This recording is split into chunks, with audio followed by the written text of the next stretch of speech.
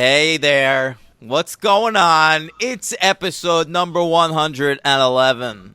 Bingo! Yes! Of the Right franchise. Off the bat. We are fucking killing it already. All right. Listen, I'll tell you this much. I know this much. I'm your What's host, that? Daniel Ehrenberg. And I'm your host, Henry Papale from wish South you Jersey. a merry birthday. We wish you a merry birthday. For he's a jolly good Henry. Hey, listen, Henry turns 40 today. I do indeed. It's fucking indeed. gross, but I guess we'll deal with it. Well, I think I'm having a harder time with it than he is. I think you are. I've been fine. You know, I share a birthday. 3 people came to mind. 2 of the greats and one that I remembered solely for your amusement. I'm ready. Which ones do you want first? Give me the greats. Ernest Hemingway. Big one. Big name. A farewell to my 30s. Am I right? Yeah, you got that right. I am the old man in the sea now. And actually, Nathan Sherwood sent me a text. Former guest? Former What episode guest. was that? The Aliens A episode. classic Yeah, ep. great episode. Yeah, he sent me one, The Old Man and the Hank. There you go. Very nice. Yeah, Ernest Hemingway, and then I share a birthday with somebody I just watched a documentary on that was excellent. Robin Williams. Oh, I have that on my DVR right now. Very I haven't good. watched it. Okay. Very good. Oh, hey, happy birthday. Shazbot, Nanu. And then the best one, of course, and I'm thrilled to share a birthday. I think we're even born on the same day, the same year. So it might be his 40th birthday. The great Josh Hartnett. Oh, one of my faves. You know I love him. Yeah. Josh Yeah. Hartnett. Zeke from The Faculty. Of course, you'll remember him in that classic role. Yeah, of course. Yeah. I mean, I remember him. We covered him from what? Halloween? One of the Halloweens, right? Yeah, and we'll cover those 40 days and 40 nights. There's 40 of those.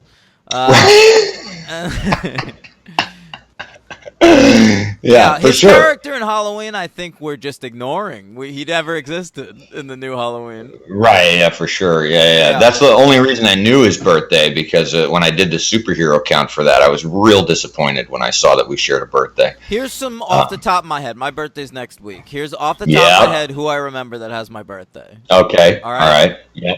The big one for me, my favorite, is Wesley Snipes. Oh, that's awesome. Yeah, that's it's a great one. It's a great one. Here's another one. J.K. Rowling. Really? Yep, she has my birthday. Not only that, she gave her most famous creation, Harry Potter, her own birthday. So he's got my birthday. That's right. I knew that about that. Yeah. Yeah. And here's the last one I know off the top of my head. Don't know why I've retained this information, but here it is. That fat kid from Modern Family. That's awesome. That man. morbidly obese Latino fella.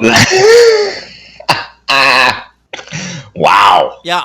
It's a good roll call. Mm-hmm. It's a good roster. All the greats. All right.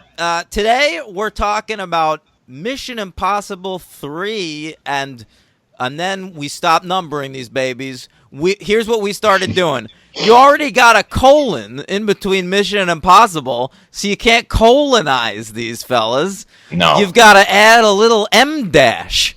So it's Mission Impossible M dash Ghost Protocol. Jesus. All right? Zack Snyder would love that. That is too much punctuation for a title. But It's a we're lot doing of it with all of them now. We did it. Then Mission Impossible M dash that other one, Rogue Nation. Right. Mission Impossible M dash Fallout comes out next Friday. That's right. All right. That's right. Yeah.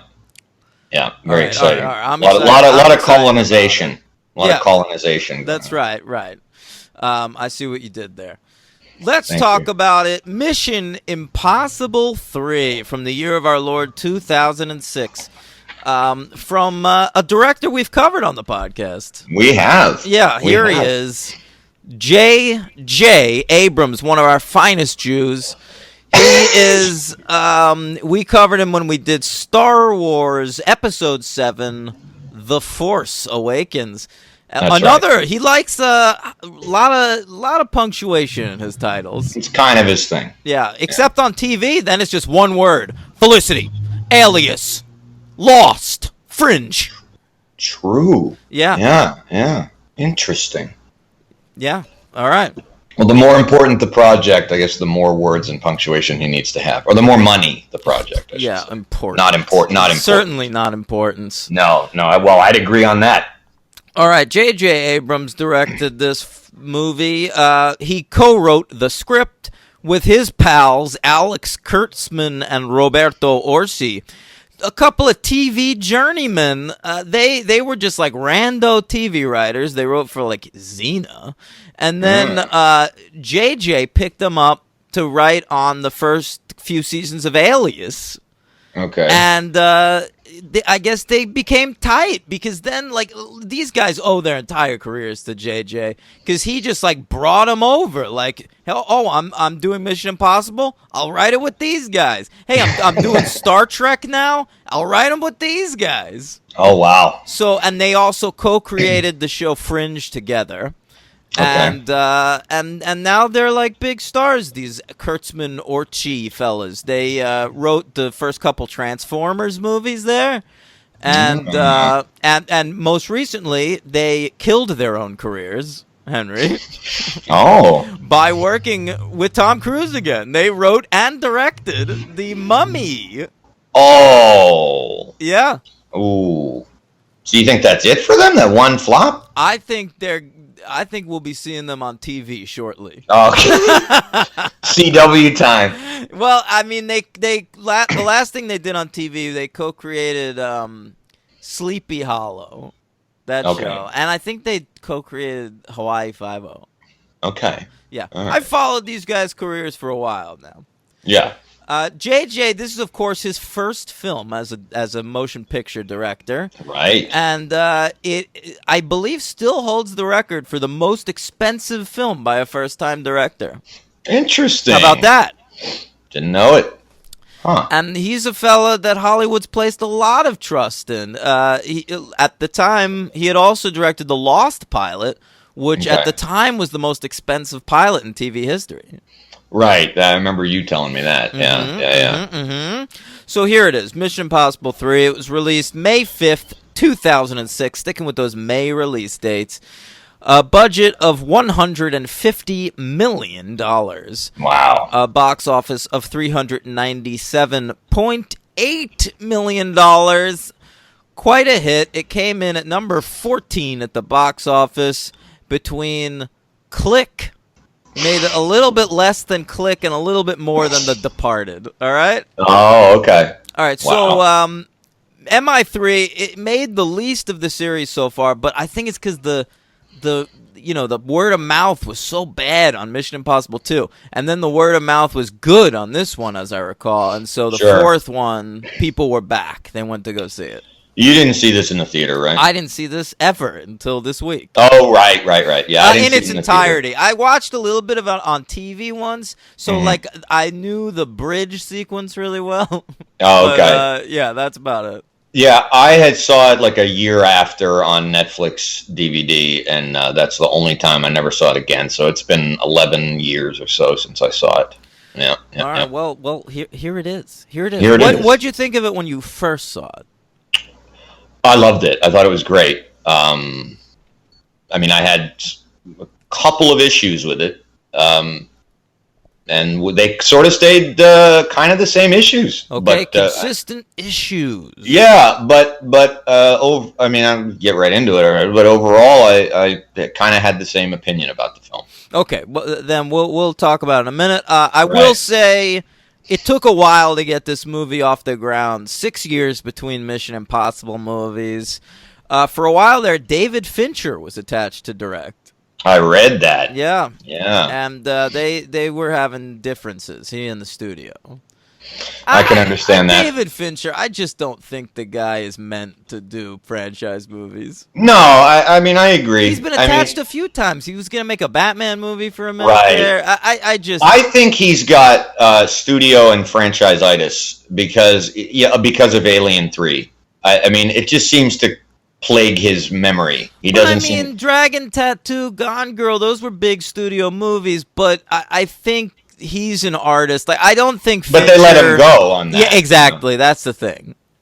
Yeah, they didn't hold him to anything, and he... so he's okay with that, but, you can't mold that guy. You can't, and I don't say that in a bad way. I don't want them to. I want him to do whatever he wants. So, I mean, him being my favorite director and all. Now, we do have a list of 2006 and Wait, I'm not ready there. Oh, I thought you... Okay, and so we have the other list we got to do. Yeah, I know. Fincher cast this movie. Like, that's how deep he was into it. So do you want to hear the original cast of this movie? Yeah, for sure. Kenneth Branagh was going to be the villain. Oh, boy. Yeah. And Carrie Ann Moss was in it. Okay. And Scarlett Johansson. Really? Yeah. Okay. An offer was put out to Thandie Newton to come back from MI2. She turned them down. Yes. All right. Can't say he's a blamer. And then after Fincher, for a while there, before Abrams, our old friend Joe Carnahan was attached. Oh, Lord have mercy. Yeah. All right. So. Well, him and Cruise are pals. Why? Because Cruise produced the only thing Carnahan ever did that was any good, Narc. Really? Yeah, Tom Cruise produced it. Who knew? Yep. All right. Tom Cruise's name backward is kind of like crouton. That's the kind of tidbits you get on this show, gang. Yeah, that's real good stuff. All right.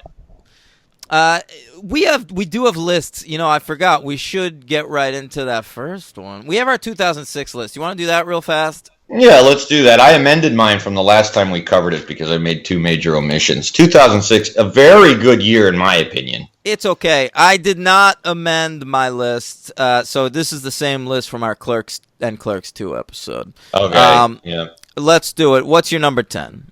Half Nelson. Yep, I've never seen that. Yep. Number 10 for me, and this will let me talk about something. My number 10 is Slither. Now... Have you heard the James Gunn news? Oh, refresh my memory. I think I saw this somewhere. Yeah, go ahead. This just happened yesterday, Hank. Go ahead. Some old tweets resurfaced, all right? Mm-hmm. Now, you'll recall at the beginning of James Gunn's career, he worked for trauma author Lloyd Kaufman. Okay. And so some of these tweets are kind of trauma-y. They're a little fucked up. They're like some rape jokes. Oh, I don't know this. Not the greatest. The Republicans out there were very mad about the Roseanne situation and some of their ilk getting fired from their jobs for being racist pieces of shit. Right. And so Mike Cernovich, you familiar with that fella? Nope. He's a Republican piece of shit. He went ahead and talked about these tweets incessantly until it finally worked. And yesterday, Disney fired James Gunn from Guardians of the Galaxy Volume 3. Wow. Whew, boy. They just stoop and stoop. It's a weird world we're living in when one group of people takes a moral ground on something and then another group of people is offended by that. So we're like, well, fuck you, guy. Yeah. All right. Always the morality police, man. They know what's right. Well, it's, cool. It's not morality though. Like I didn't read the tweets. It's revenge. All of course. Revenge. Yeah. Of course it not. Of course it's fucked up. James Gunn will land on his feet elsewhere, but that's fucked up. And to go back and look and find that, how the fuck does this Mike Trent even know who he is? He's big. I'm skipping Guardians 3 now. I'm serious. Oh, because of that? Yeah. I hear you. Because All right. it's like, it's not that I'm boycotting. It's just that Guardians of the Galaxy is an inherently stupid idea for a movie. Yeah. And so, like, the movie worked because of James Gunn. Exactly. Like, if you know, with Ant-Man, if you shit can Edgar Wright and put a Peyton Reed in that movie, the movie's basically still going to work. If you pop Peyton Reed on Guardians of the Galaxy, it's going to suck. Yeah. Good point. So the Guardians of the Galaxy has like a distinct identity, and it worked, and it was funny. And it's a distinct identity because of the identity James Gunn brought to it, not because they're such amazing characters. Right. Exactly. Yeah. Right. Totally. All right. Yeah. So my number 10 is Slither. All right. My number 9 is Notes on a Scandal. My number 9 is Art School Confidential. My number 8 is The Last King of Scotland. My number 8 is Casino Royale. My number 7 is V for Vendetta. My number 7 is Borat for making benefit glorious nation of Kazakhstan. Something like that. My number 6 is The Descent. That's my number 6. Oh. My number 5 is The Departed. My number 5 is Fast Food Nation. My number 4 is Casino Royale. My number 4 is The Last King of Scotland. Ooh. My number 3 is United 93. My number 3 is The Puffy Chair. All right. My number 2 is Apocalypto. My number 2 is United 93. My number 1 is Children of Men. And my number 1 is Little Children. Yeah, the fact that I it's a very tough year. Little Children was always on my list, and something else on your list was on my list, but it was very tough. This was a tough year, man, because I loved The Illusionist and Babel and The Prestige and Thank You for Smoking, yada, yada, See, yada. that's all movies I like. It's like a whole year of 3-star movies, I think. I don't agree with that. I mean, I know what you're saying. It's not a 2007, but there's some... I'd argue it's not even a 2011 that we just... Oh, well, I agree. Oh, that's okay. We'll hit it again. We'll have 2 more opportunities. Oh, you skipped the heavy hitters thing? Yeah. I'm sure we'll hear it. All right. We have 2 more opportunities, so that's fine. All right, here's what we did this week, gang. Before we get into Mission Impossible 3, Henry decided we should rank every Tom Cruise movie. Yep. So we fucking did it. We did. Here they come. How many have you seen? All right.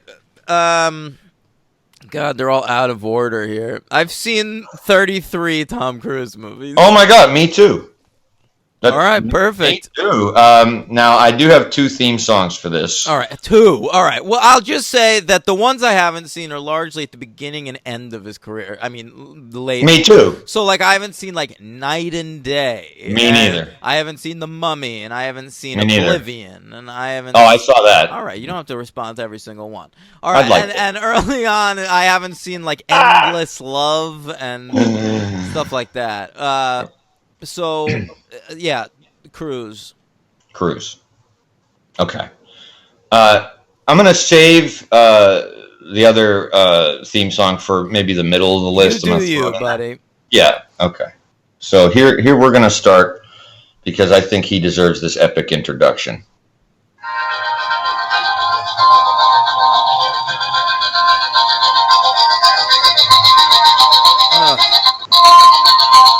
What's that from? You know that?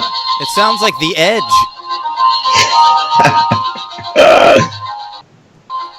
Is that U2's The Edge? No, that is Risky Business, Tangerine Dream. Oh, Tangerine Dream. Pretty creative, right? Yeah, pretty good. All right. Yeah, great soundtrack to a great movie. Yeah, when we get up to number 1, you should play Amy Mann's cover of One. All right. So for this Tom Cruise list, I mainly concentrate on the movie. His performance is certainly factored in, but I largely thought about the movies. I did the same thing. Okay. Yeah, I did the same Henry, thing. what's your number fucking 33 Tom Cruise movie? Number 33, how old Jesus was when he apparently died. Is that true? Yes. I thought you didn't make it to 33. He OD'd at 27. It's in the 27 club. All right, number 33, Mission Impossible 2. Wow, coming in last. Yep. All right, here's my number 33, Henry. Mm. He had a cameo in Austin Powers in Goldmember. I took that off my list because I wasn't sure if we should include that. I know. You know what I took off my list that I originally had quite high? What? A little documentary called Going Clear, Scientology and the Person of Belief. Yeah, no, fine. Goldmember would be 34 for me. All then. right. But so 33 is MI2. That's your 33 is Goldmember. That's right. So we have a little different now. Okay, so 32 for me. Or do you need to catch up? Go ahead. All right, Top Gun. Top Gun. I've always thought that movie sucked. I think it's overrated, but Jesus. Yeah. All right, Not a fan. My number 32 is Mission Impossible 2. Look at that. A lot of hate for that movie. Yeah, fuck that movie. It was real easy to do that last. Really fun to talk about it last week. It really was. All right, yeah. Not so fun to sit through. What's No. your number 31? Cocktail. All right, Cocktail. My number 31, it showed up on a list a few weeks ago when we covered a little filmmaker by the name of Ron Howard. Here it is, number 31, Far, as well as Away. Fair enough. My number 30 is Days of Thunder. Days of Thunder. Yeah, I prefer it to Top Gun. I like that more than you. It's and pretty Cocktail. fun. Yeah, well, that's not last, All right, well, listen. Number 30 is Cocktail. Sure. All right. Yeah. Number 29, probably a better movie than I remember it, but I just don't have any desire to revisit it. All the Right Moves. Yeah, I hear you. I kind of feel the same way about that movie. Yeah. My number 29, good Lord, is this boring. Robert Redford's Lions for Lambs. Fair enough. What, do you have that man high? No. Okay, good. No. It's coming up. Okay. But 28 is Jack Reacher, the first one. I haven't seen the Jack Reachers. It's okay. All right. We'll He's cover it great. on the podcast. Yeah, definitely. My 28 is... That's right, Taps. Really? Yeah. Whoa. What, do you have that man high? Pretty high. Okay. Right. I haven't seen it in a long time. I'd rewatch Taps. And I saw it recently. Okay. Actually, for the first time. Well, recently meaning 6 or 7 Did years you hear ago. me tapping on the mic? Oh, yeah. No, That was very, clever, very good. right? All right. Very, very clever. Okay. Yeah. What's 27? 27 is Lions for Lambs. Oh, good. Okay. It's really boring as shit. The best scenes in the movie are Tom Cruise. He's the Even best. those are boring, but I do agree. He's got that Cruise charisma. Yeah, there's like 3 sections in the movie, three storylines. The other 2 are awful, and his is at least captivating because he's great in it. All right. My 27 is All the Right Moves. Yeah. If you pause it just right, you could see his penis. Oh, is that right? That's a line from Scream. Oh, okay. Of course it is. My number 26 is Far and Away. All right, my number 26. Here it is, Henry. This is 100% in your top 10, if not your top 5. Ed Zwick's The Last Samurai.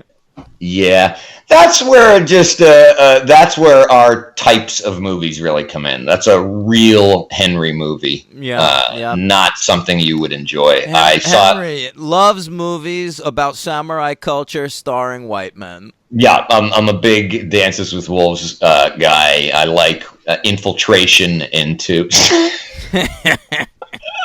co-opting cultures. Yeah, guilty. Mm-hmm. Yeah, no, I love that movie. I saw it in the theater at the time. Henry's so mad he can't see that Scarlett Johansson transgender movie that got canceled this week. Why? What is that about? ScarJo got cast as a transgen in a movie called Rub and Tug. And people were in an uproar about it. Now they're not. Oh, because she's not transgender, right? That's your joke. I get it. Right. Mm-hmm. Very, very funny. That's good. Thank you. All right. Oh, by the way, I saw a very disturbing but very good movie finally, Under the Skin. Did you ever see that? Yeah, I didn't like it. I liked it. You It know, was I fucking appreciate crazy and what it's going disturbing. for. Yeah, the tone of it's interesting. There are a few scenes that really stuck with me, but ultimately I found it kind of boring. I get it. It's by the fellow who made Sexy Beast. He's a good filmmaker. That's right. Yeah, he is. Yeah. Okay, number 25, The Color of Money. Very pretty low for The Color of Money. I'd like to see it again, but I've seen it a couple of times. It's just very dated and it's kind of tired looking. I don't know. Scorsese's kind of in his one rare period of, not even a period, right? Just kind of like a couple of years in the 80s where, I don't know, things weren't clicking. But not much. I mean, because he also had, Last Temptation of Christ, King of Comedy. So he was great in the 80s. After Hours, that one's just not great. It's a misfire. Yeah, I'm sorry. I misspoke. It's just a misfire to me. Yeah, all right. Number 25, Henry. Full title here, Interview with the Vampire Chronicles. That's my 24. Wow, all right. My 24 is The Firm. Okay, my 23 is Legend. My 20. I like Legend. I like Legend. Yeah, right. I like it too. It's hard. He made a lot of good movies. No, it's true. It's true. It's kind of like the De Palma list a little bit. You know, at some point you're just kind of ranking. Yeah, we're already good to great. You know, I feel like after The Firm, that was my last 2 or 1. So now we're into 3s for me. I really like The Firm, but yeah. It's boring. Too long. All right. It is too long. My 23 is Raymond. Oh, man. That's right, Rain Man. Wow. All right, I know people hate on that movie, but it's not bad. I love it. All right. My 22 is Oblivion. A film I have not seen. My 22, here it comes, Days of Thunder. Wow, higher. I like it, man. You know, it's Tony Scott. I'll give it that. It looks great. For Tony Scott. I love him. Sitting, his movies, they're crazy, but there's something about him I just like being in watching a Tony Scott. Well, you're preaching to the converted here. Yeah, I love him, and the look of that movie is the best part of the movie. Bonkers, yeah. Yeah, it's crazy, but so I'll give you that. My number 21 is a movie I never really had much affection for, but it is a good movie, but it's still going to be 21. Jerry Maguire. Okay. My 21, 2 Tony Scotts in a row for me. Here it is, Top Gun. Wow. Damn. All right. My number 20, another movie I don't have great affection for, but I can't deny that it's a good movie. Minority Report. Yeah. I have issues with Minority Report. So do I. It's well made, but it's like I can't even give a shit. Went nuts, man. Yeah. I remember when it came out, and I remember seeing that close to seeing Bourne Identity. Yeah, some people were like, it's a Spielberg renaissance, and I'm like, dude, everything's chrome. Colin Farrell's in it. Leave me alone. Yeah. And I remember liking the Bourne better, and I was like way better. So I don't know. Me too. What are we up to? 20? I'm about to say, you have to say 20. All right, my number 20 is a pretty good film by a child diddler. Here he is, Valkyrie. That's a great movie. All right, my number 19 is The Firm. My number 19 is The Outsiders. Never saw it. Oh. Yeah. That's worth watching. Yeah, it's Coppola, right? Yeah. Yeah, I'd like that. Was that year he made The Outsiders and Rumblefish. He was like, I'm going to make the same movie twice in the same year, and you're going to love it. That's crazy. I never thought about that. Yeah. That's crazy. This was hard. Was better. This was hard because I just kind of threw these 2 in, but they're in the top 20, so whatever. Number 18, Mission Impossible 3. Okay. My number 18 is Minority Report. All right. My number 17 is Mission Impossible Ghost Protocol. You know what? I did the exact same thing. Put them back to back, except they're higher up on my list. All right, and I didn't include, obviously, 5 or 6. So yeah, me neither, but I haven't seen them, so I couldn't. All right. I did see 5, but I didn't want to do it. Okay, my number 17 is American Made, a movie that just came out last year. A fine Doug Liman film. Yeah, very good. Okay, so where are you? You did. That was my 17. All right, and I said in my part. So my number 16 Tom Cruise movie is Live, Die, Repeat, Edge of Tomorrow. Very good. My number 16 is the first Mission Impossible. Cool. I didn't think that would be that high for you. All You right. know, it might be recency bias. I still have it in my head. I enjoyed watching it, you know. Good. Yeah. Good. 15 American Made. Oh, good. My number 15, if I can find it on the list, is a movie that I'm certain is somewhere on this list. Here it is, Legend. Oh, all right. Okay. Wow. High up. I love Legend. That's your 15? Yep. Yeah. My number 14 is Mission Impossible. Okay, my number 14, we're going awfully fast, is The Color of Money. My number 13, and I really want to see this again. It's been a long, long time. Tropic Thunder. Oh, yeah. I'm glad you put that on the list. I have it on mine, too. All right, Yep. My number 13 is Risky Biz. Way too low. Way too low. All right. My number 12 is Taps. My number 12 is Mission Impossible Ghost Protocol. All right. My number 11 is Rain Man. My number 11 is Mission Impossible 3. All right, and now we're into the top 10. My number 10 is Collateral. All right, my number 10 Tom Cruise movie is Edge of Tomorrow. Wow. All right. Yeah. My number 9, I love this movie. It's fucking great. War of the Worlds. A great film. Yep. Now that's a Spielberg renaissance. Fuck yeah. Yeah. Oh, a little quick side note. I was in New York City. Had just moved there sort of recently, and got to a David Letterman taping show and went to see David Letterman. Tom Cruise was the guest promoting War of the Worlds. That's amazing. Was he Yeah, charming? and he was great. And it was even cooler because we didn't know, my girlfriend and I did not know who his guests were. They didn't tell anyone. So we get in there and they tell us right before the show, and I was like, holy shit. It was fucking Tom Cruise, man. Who So that else? was a pretty cool. Oh, well, when it's Tom Cruise, it was one of those, like, he's the guest, and then, like... Right, they'll do like 3 segments with it. Right, and then it was Ben Folds, and I'll never forget that because he was terrible, and then at the end of his song, you get to read the body language, which is great when you see that stuff in person. And when at the end of his dumb song, he sang solo with a piano, he kicked his bench out from under him, and like, you know, so it would be like hardcore. Yeah. And Letterman was completely nonplussed. It was so hilarious. It was like he was just like, "Who the fuck are you, dude? I'm fucking David Letterman." Yeah, It he's was fucking great. Ben Folds, dude. I love Ben Folds.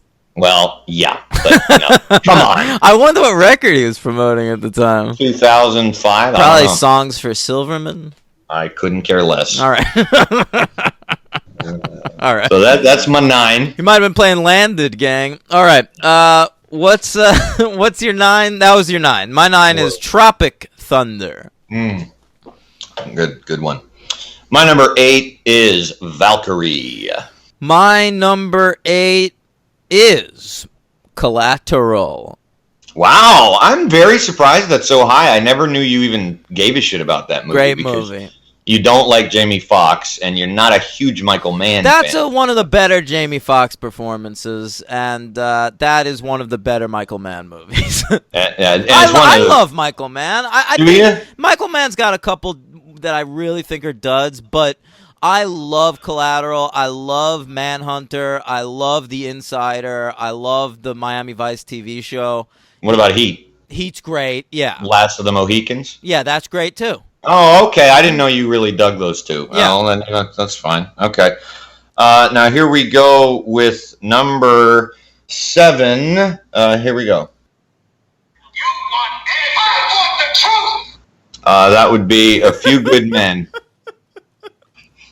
I love it. All right. Thank you. Yeah. All right.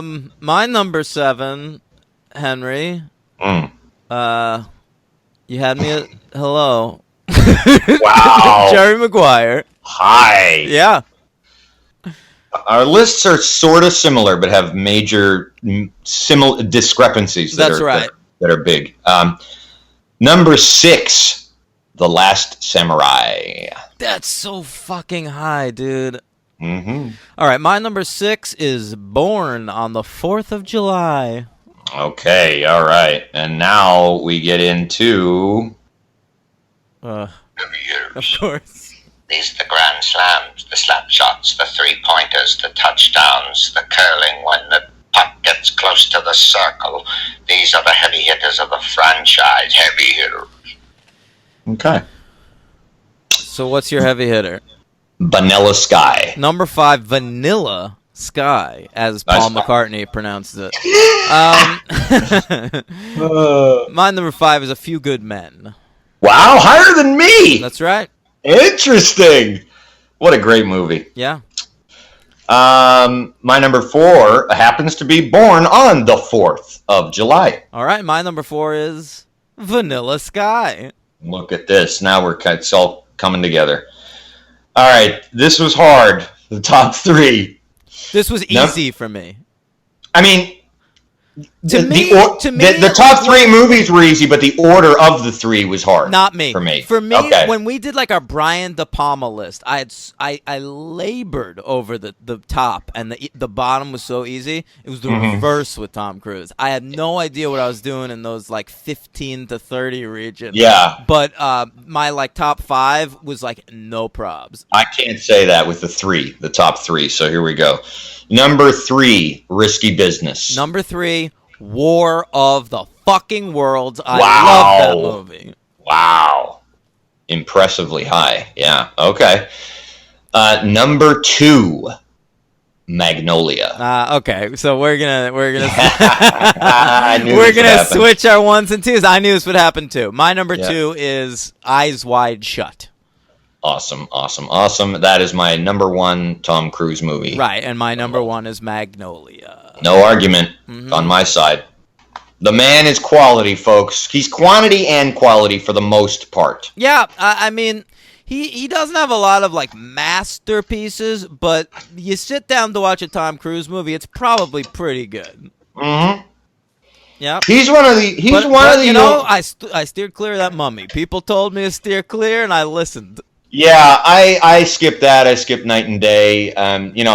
He is one of the few actors, I will say this for. One of the few. I mean, there's probably 5 or 6, but where when I see he's in something, whether or not I know the director or anyone else involved, my interest is piqued. I may see it. You know what I mean? I may just see it just because he's in it. That's right.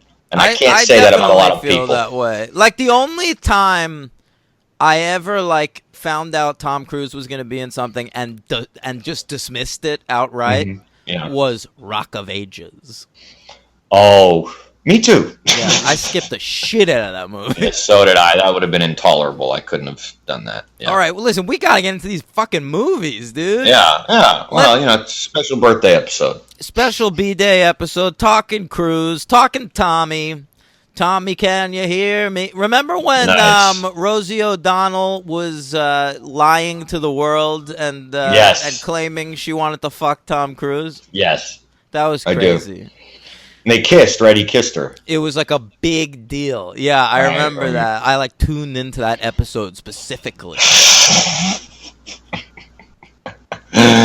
Awesome. All right, Yeah. let's talk about Mission Impossible 3 from 2006. We are only 1 year post couch jumping. Right. And J.J. Abrams is our director, and so that's why the whole movie feels like the pilot episode of Alias. That's funny.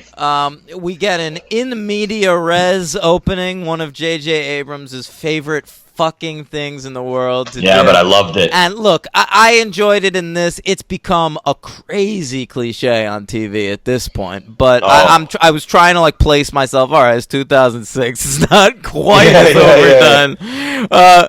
He does the same exact thing in Alias to the point where it's a scene of her tied up in a chair talking to the villain. Really? Yeah. It starts exactly the same as the pilot of Alias. See, I was unclouded because I was not a J.J. Abrams. Well, not that I wasn't a fan, but I didn't know him from anything but Lost. But I was kind of okay with it. Is his first big movie. Sure, use your fucking TV work. And Alias got its start. He created that show. They were in like season 3 of Felicity at that point.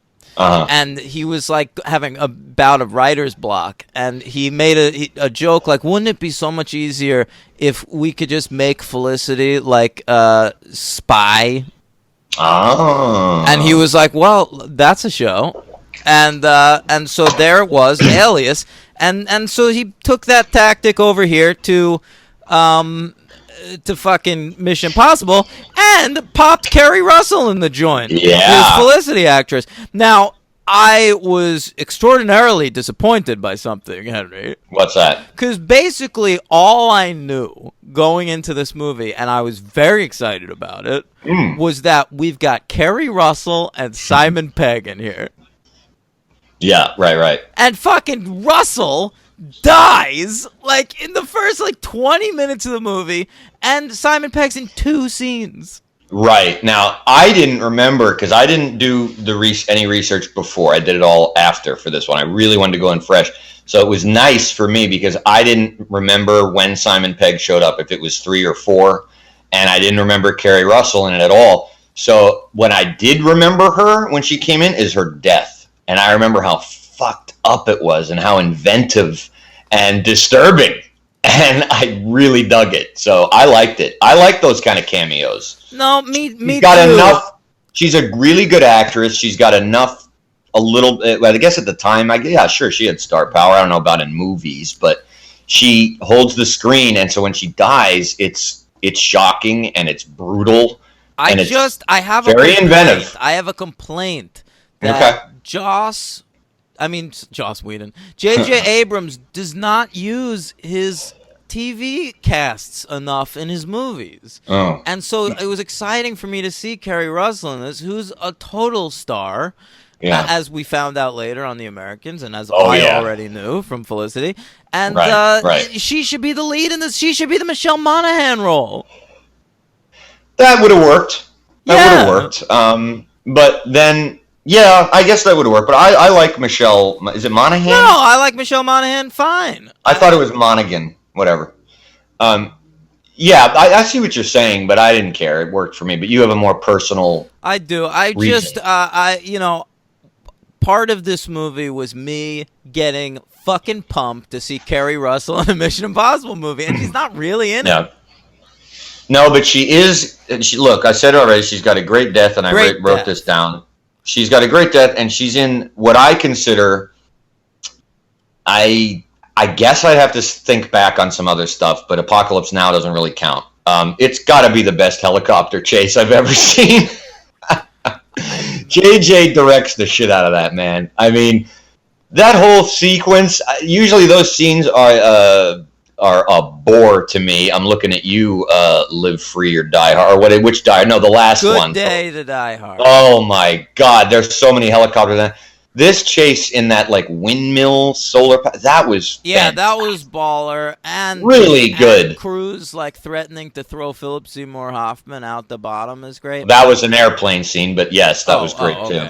Different scene, I was getting them conflated in my mind. Yeah, and the copter scene works, even though my LVP is in that sequence, and for some of it he's talking like this, and that's for some crazy. of it he's talking like this, and some of it he's talking like this. You're a nut. And some of this he's talking like this. I don't give a shit. He's great. Really? Yeah. Ooh, I thought you'd be on the page with me. JJ, I said it last week, one of the things he's best at is casting. And so in this glorious Mission Impossible movie, where in the previous 2 movies, you've had some flat out fucking dead weight walking around in these movies. Emmanuel Bayard. Agreed. That dude, the Australian guy. Agreed. So in this movie, you got your Tom Cruise. We're picking up 6 years later. He's engaged to be married to Michelle Monaghan, a fine actress who's, she Gone Baby Gone is a big True thing for her. Detective. True Dick. Yeah. Yep. So then he's got to get back into the field. IMF. By the way, Impossible Missions Force. Yeah. Yeah, we talked about it last week. Yeah, so you know what? Don't tell me that we have to be fucking beholden to the stupid TV show if it's Impossible Missions Force. Meaning that actual title would be Never Exist. That's idiotic. Yeah, they would. I don't think they'd call it that. But No. yeah. That's dumber than anything Stanley's ever come up with, and he's come up with some dumb shit. All right. That's why we call it Mission Impossible, Ethan, not Mission Difficult. Right. Okay, so he has to get a team together. Boom. All right, get to it, because I got to hear this, All John right. Reed. Well, hang on. We get Ving Rhames back, all right? Fine by me. He's great. Yeah. You get Maggie Q. Love Maggie Q. Yeah, I know you do. All right, Maggie Q. She's fine. What does what does Q stand for, do you think? I don't know. I didn't question or query it. I always assumed it was Maggie Quetzalcoatl. Okay. All right. Now, you ever see that movie Q? I don't think so. That's a great movie. All right. Maggie Q, love her, fresh We off covered her, of- right? We covered her with Live Free or Die Hard, actually. Right, And, she's been in a ton of shit. Nikita, you designated survivor. Okay. Then, boom, give me that Jonathan Rhys-Meyers, baby. He is great. All right. This I'm going to say this. It's been a while since I've said anything like this. I am genuinely shocked. He strikes me for you as somebody you would totally not like. No, And- I don't like Wooden. Well, to me, I know, but to me, he is kind of wooden. And can I ask you a question? Can I ask you a question? Please do. Is there a little bit of spillover from your love of Match Point? Is that what's going on here? No. I like him in a lot of stuff, man. This is, if it's anything, it's spillover from my love of Velvet Goldmine, Never saw it. where he's playing a little bit more of a similar, because he's like a, British guy and a crazy Brit. And, Right. I think Jonathan Rhys-Meyers is always fucking good. Okay. I like that actor, and I was excited to see him in this. But he doesn't do much. I mean, and But that's he's not good his in fault. his couple of scenes. He's okay. In his big moments, he had that nice thing at the truck where he was like directing traffic. That made me laugh. Yeah. Oh, in Italy. Yeah. Yeah. No, that was good. Yeah. No, I am like you. I think you pretty much revealed it. You loved the movie. I'll tell you said it was something. glorious. So I mean, I'll tell I you, loved it too. I did love it. I loved it too. I loved it more than I thought I would. Yeah. And I'm gonna lay my cards out on the table right now. People told me Mission Impossible 3 is good, then Ghost Protocol, that's where the juice is. And it's Right. been great ever since then. I think 3 is better than Ghost Protocol.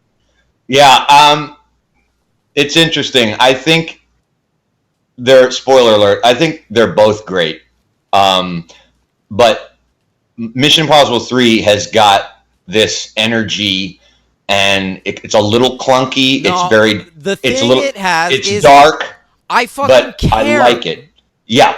Like Ghost Me too. Protocol. Ghost Protocol has wackier Very slick. action sequences and shit. Yeah, and it's like slicker. It's slicker. It's crazy and fun and more like Fast and It's- Furious or It's something. more cartoony. Yeah, which is yeah, where which Brad is Bird great. comes in. Which is great. I like that about it. But Yeah. I don't necessarily give a shit about any of the characters in that movie. In this movie, I want Tom Cruise and Michelle Monaghan to live happily ever after. Yeah, so did I. I think what 4 has, just for me personally, is I way preferred the combo of, and I know you'll disagree, of Paula Patton and Jeremy Renner to Maggie Q and John Rhys-Meyers. I way preferred it, and I didn't think I'd even care. But I think they're. Excuse me. I feel hearing this information as though I have one of those miniature bombs in my brain from the third one.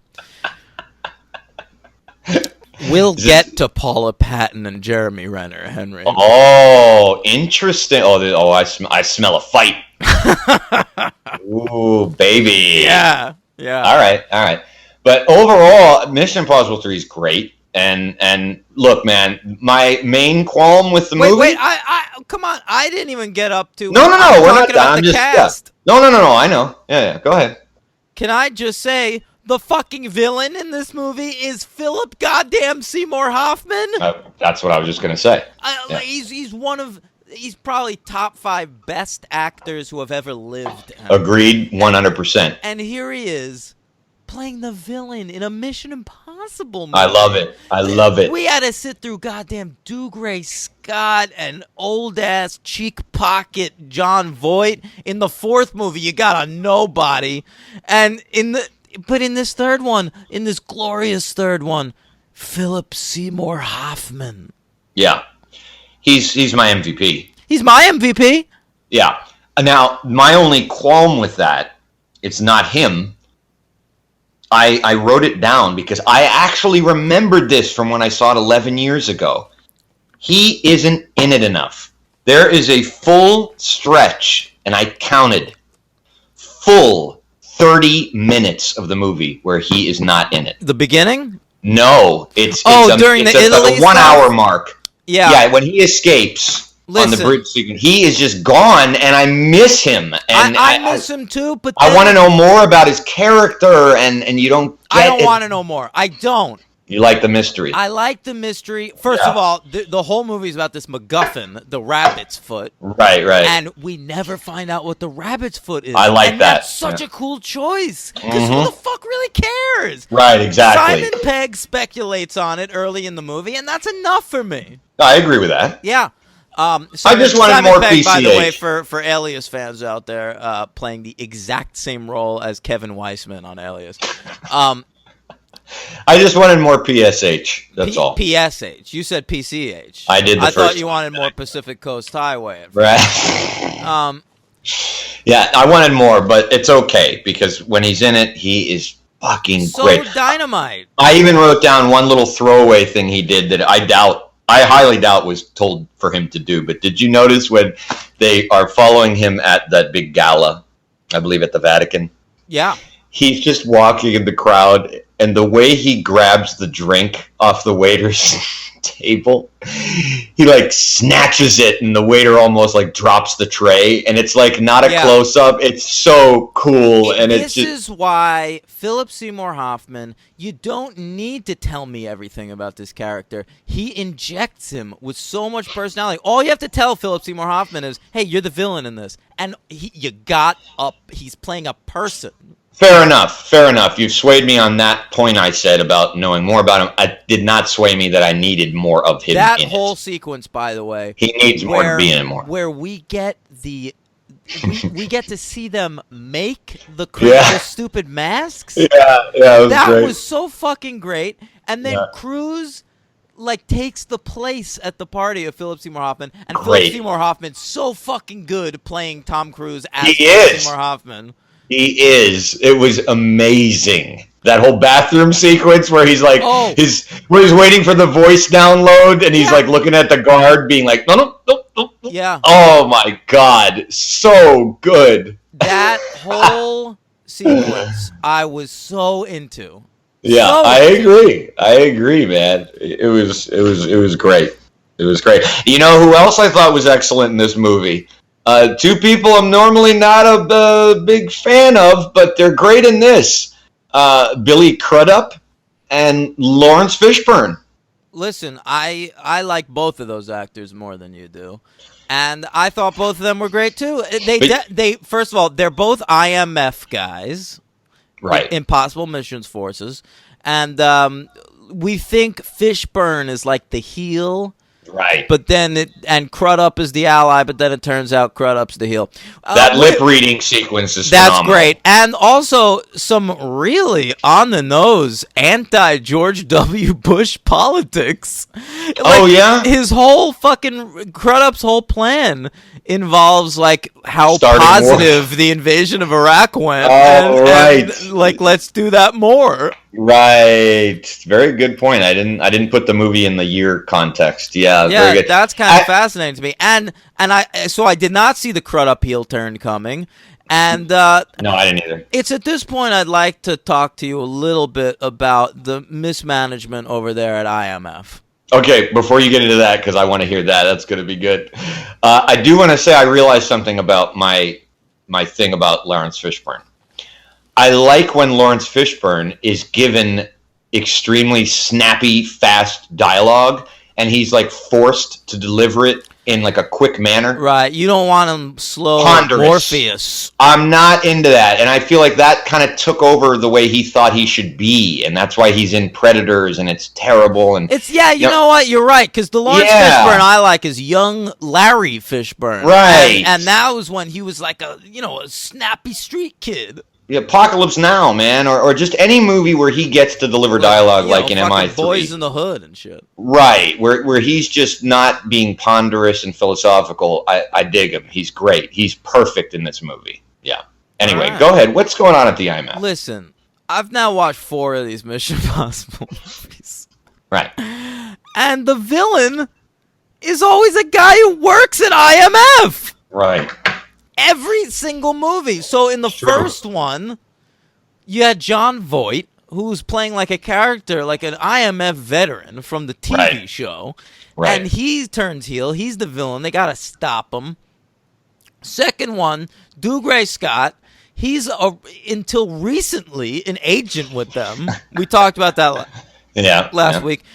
Here we got Billy Crudup, who it turns out is like running this whole organization. He kidnaps Tom Cruise's fiance.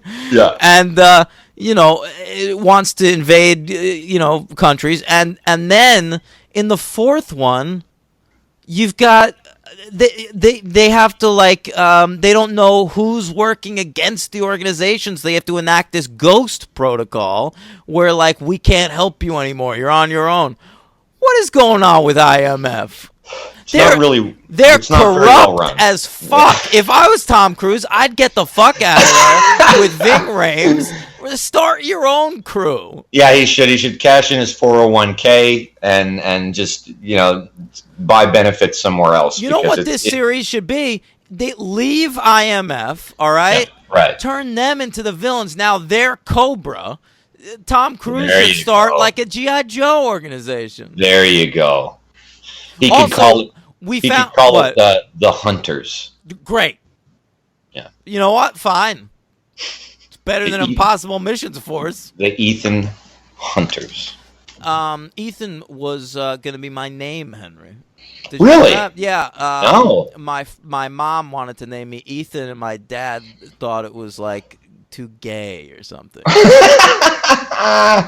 Little did he know, one of the greatest super spies in the world is Ethan. Well, he didn't know at the time. He was too busy fighting that guy outside the theater. Lewis. All right. So I think it's crazy. You gotta give me an outside force. I need a villain in these movies where the mission, isn't the place we work in. They're constantly fighting themselves. Yeah, it's very true. It never really occurred to me because every once in a while, like in a James Bond movie, MI6 will throw in there's a rogue agent, but every once in a while, and in the Bourne movies, you do get people within the Bourne who are good, but you're right. For as limited as these movies are in terms of there being 4, that we keep doing the same. It's insane. thing. It's honestly like if we rebooted Batman, and then in the first movie he had to fight Alfred, and in the second movie he has to fight Robin. Yeah. The third movie he's fighting Commissioner Gordon. It's ridiculous. Yeah. Right. Well, it just goes to. It's not like the fucking villain in every Bond movie is like Q It's Right. insane. Yeah, well, it does go to show you that you can't trust the intelligence community, and you have to trust the Russians. They said it's cool. It's cool. So Listen, we know that. IMF, We know. IMF, yeah, IMF, All right. part of the problem. Yeah. Fake government. All right. So the Mission Impossible 3. It ends with Cruise has to rescue his lady, and that's a fun sequence. And he finally gets in there. There's a big chase. He has to give her CPR, and this is the Abrams special. He does this everywhere. Oh, The sound drops down it fades to nothing, so all you hear is the Michael Giacchino score. nice. He learned that shit on Lost, I'll tell you that much. Oh, okay. Yeah. All right. And by the way, Michael Giacchino,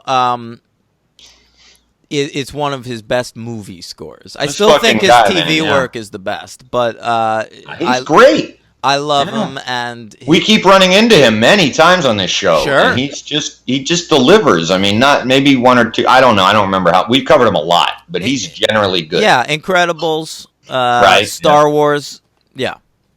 Oh, really? Which Star Wars? I think he popped in for like Rogue One or something. Oh, okay, the good one. All right. Makes sense. All right. All right. So that happens. Then Cruz. Oh, is it her giving him CPR? Yeah. I'm thinking of? All right. Yeah, because he's got the implant in his Yeah, head. he's out for a minute, and she takes his gun and starts shooting these motherfuckers, which is great.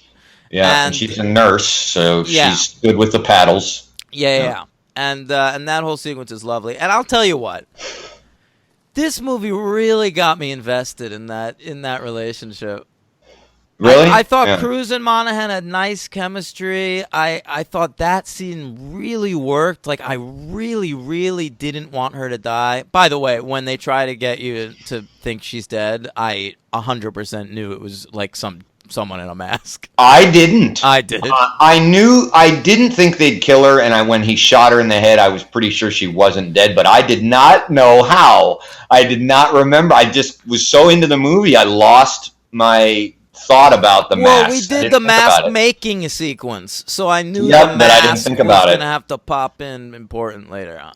Oh, shout it out was to like Chekhov's mask. Jim Carrey's The Mask. Shout out to Aaron Paul. Oh my God! Well, can we talk about some of that? By the way, Sure. you're right. Aaron Paul showed up playing Michelle Monaghan's brother, looking like a fucking child. Yeah, he really does. We're only 2 years away, right, from Breaking Bad. Well, he but kind of yeah. looks like a child at the beginning of that, but Yeah, he does. But yeah. he looks It's the hair, crazy yeah. young. Yeah, he's got long hair. He's great too because I love the scene when Cruz calls him That's and he's great. and he's like, "Oh, don't worry about it. I told him that she wasn't here. She was at the hospital." Yeah. We can never. We'll talk about it in 4 too, but again, never underestimate Tom Cruise's comedic timing. No, You he's know, good. he's so good. He's only done like 1 or 2 comedies. I But he's really funny in want a to see lot them of his more. action movies. He is, but I don't know that. I hope people think that, because he makes me laugh, man. I think his comedic timing is I fucking think hilarious. when he did Tropic Thunder, people gave him the due respect. Like, Good. You know what? Remember that? He is funny. But I mean, he's funny in Risky Business. He's hilarious. I mean, he's got very funny lines in Jerry Maguire. You know what I've always wanted to see that I've never seen before? What? That early 80s movie he did, Losing It. Oh my God! Yeah, I never saw it. But yeah, he does humor extremely well. American Made. I mean, He's very funny in that. And in Rain Man, Him his walking scenes away from that plane crash scene in American Made is so funny to me. Oh, yeah. Anyway, so that helps, and it's more pronounced in 4, I think, in one particular scene too. But Okay. yeah. Well, he has to fucking carry the weight with that cast. Okay. All right, listen. I disavow that opinion. Disavow. For my J.J. Abrams heads out there looking for the Greg Grunberg cameo. Well done. I talked about this in Force Awakens. his childhood friend, who is an actor of some note and pops up in everything J.J. Abrams does. There he is, Greg Grunberg, at the party early on, thinking Tom Cruise is boring. Oh, that was very funny. Uh-huh. I love that sequence. And then the girls are That I'd whole marry him. engagement party sequence was really good. It was. It really got me back into the world, and it was like, ooh, where are we going with this? He's semi-retired. That's fun. And then he goes to meet Crudup at like that 7-Eleven. Yeah. That's a good scene, too. Mission I Impossible agree. 3 is fucking good, guys. It's a great movie. Of the 4, man, this is the one I'd recommend to people. Okay. Yeah. I mean, I love 1 as well, so I would say 1, 3, and 4. But I hear you. So it's your favorite so far? Easy. Easy for your favorite so far. Okay. So what are you giving this? I'm giving it a 4. Still a 4. Yeah. Jeez, man, you are tough in this segment. This particular franchise. Yeah. Still a 4. That's right. Thought I might squeeze a 5 out of you. No, Okay. there's no 5s. No, there's no cranks in this Yet. We'll see. one. All right. Hey, all right. how dare you? I did not give Crank a 5. Mm. I gave Crank 2 High Voltage a 5. Okay. I'm giving it also a 4. And my MVP is Philip Seymour Hoffman. Love it. That's yours, right? Yep. My LVP is Jonathan Rhys-Meyers. He doesn't sink anything, but it just meh to me. God, LVP's tough for me in this movie. Yeah, it's not that easy. You know who I'll go with? No, you know what? Who? I don't know. Hang on. I'm looking up the cast here. Because I feel like it's got to be some rando that I just didn't like for a minute. Maybe you'll find it in my superhero count. Really? I don't know. Maybe my LVP is J.J. Abrams for killing off my man Kerry Russell so soon. You know? That's not cool. You can't do that because I'd have to give him my LVP for not having enough of PSH. Yeah, I guess. I don't know. No LVP. You know what? I don't object to that. I've done that. It happens. I don't like doing it, though. I know you don't. It sticks in your craw. All right. Yeah. I really thought I like Maggie Q, but I don't. She didn't do enough in this movie for me. That's totally fair. So that'll be my LVP. If we need a least valuable player, that's her. All right, that's fair enough. Now it's time for this.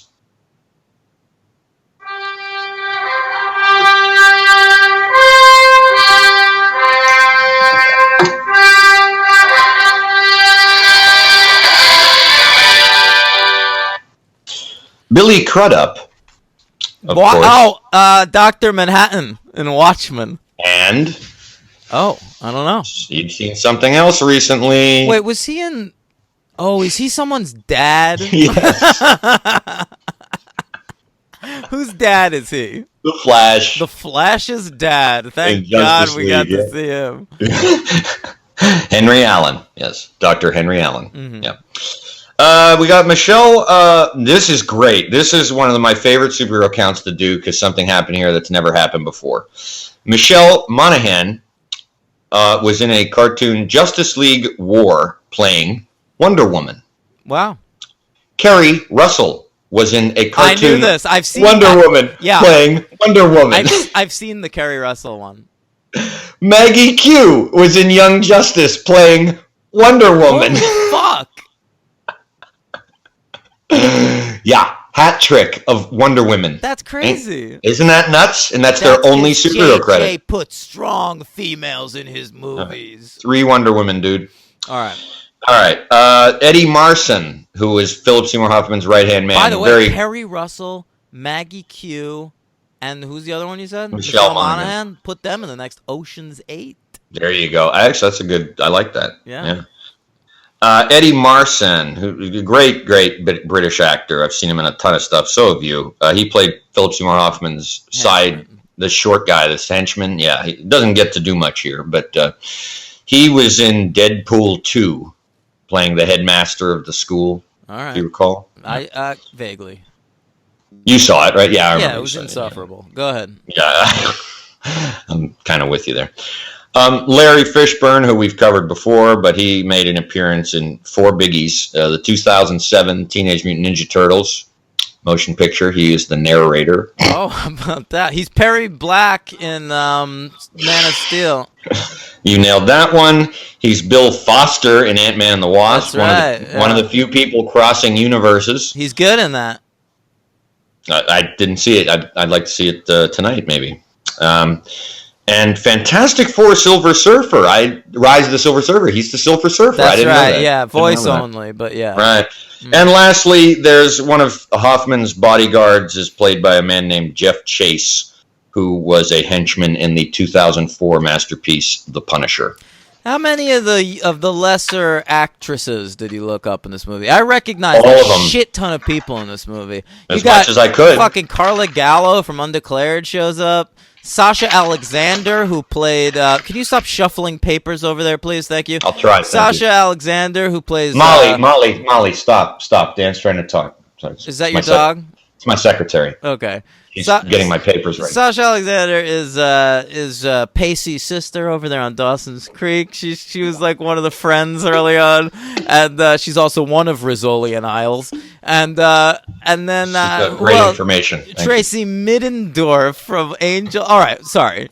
She's also in Lost. She brought her over from Lost. Jesus, this guy in Lost. Yeah. It is crack cocaine. Yeah, baby. All right. All right. Should we move on to Ghost Proto? GoPro? Mission Impossible GoPro? Ghost prototype. Yes. Let's do it. All right. 2011. Yeah, another 5-year break between movies. It's so crazy. Yeah. Mission Impossible Ghost Protocol. We're bringing in Brad Bird for his live-action debut. He had previously directed The Incredibles and The Iron Giant and Ratatouille. How did he get chosen for this? I gotta tell you, it must be JJ, because J.J. Abrams decided after the third one he was going to retain a producer credit on the series. So the subsequent Mission Impossible movies are Bad Robot productions. Oh, and so right. I mean, I have to think he had some influence on Brad Bird getting hired. And Cruise probably just took his word for it, type of thing. I think so. Yeah. Yeah. Because you got to get past him. Of course, yeah. Him and Paula Wagner over there. Right. So Ghost Protocol is directed by Brad Bird, written by the writing team of Josh Applebaum and Andre Nemec. A couple more TV journeymen that J.J. Abrams just scooped up and gave careers. Wow. Yeah, they also wrote for Alias. They went on after Alias to create 3 TV shows, all very quickly canceled. October Road, Life on Mars, and Happy Town. And then right after that third one got canceled, J.J. Abrams was just like, hey guys, you want to write the new Mission Impossible movie? He's a good guy. He's an amazing guy.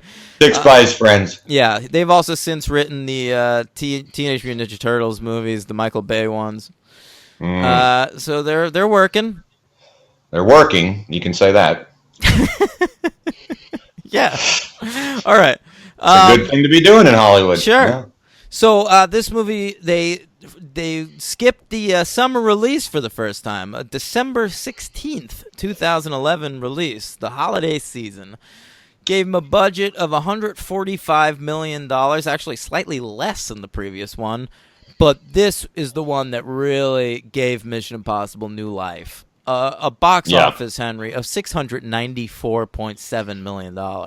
All right. It was the number 7 movie of 2011. Number 7. Okay. Yeah. Now, right. it was a big year at the box office. I will say I have the top 10 written down right here, and all 10 are franchise pictures. Jesus. How about that? Wow. You want to guess a couple? Sure. Thor? That's number 10.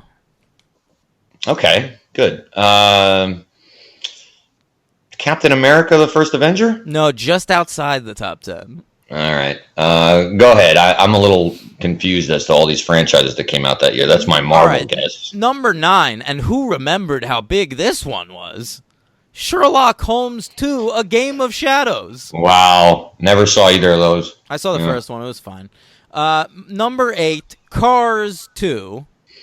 Okay. Number 7 is Ghost Protocol. Number 6, I think a movie I gave a 5 to on this podcast, Fast 5. Oh, all right. All right. Wow. Yeah. Number 5 is Pirates of the Caribbean 4, whichever one that was. I want to say Dead Men Tell No Tales. No, who knows? All right. Number 4, The Hangover Part 2. Oh, okay. Number 3, The Twilight Saga, Breaking Dawn Part 1. Oh, of course. Mm-hmm. Of course. Number 2, Transformers, The Dark of the Moon. Wow. And number 1, Harry Potter and the Deathly Hallows Part 2. Okay. All right. Wow. Big year for Hollywood. Woo. Wow. Woo. Okay. So, Mission Impossible GoPro. It starts with... All right. Here we go. It's... Top 10 2011. Oh, buddy. God. Right. Okay, fine. Let's do it. We haven't done this list that much. All right. This is not one No, of them. you're right. Listen, it's always going to be the same 13 movies for me, just like shuffled around. I keep I have changing my 13 order. as well. Yeah. I mean, here my honorable mentions are Fast 5, Contagion, Midnight in Paris, Scream 4, and Attack the Block. Oh, all right. My honorable mentions are just 3. Margaret, Warrior, and Take Shelter. Margaret should be on your list. That's stupid. Okay.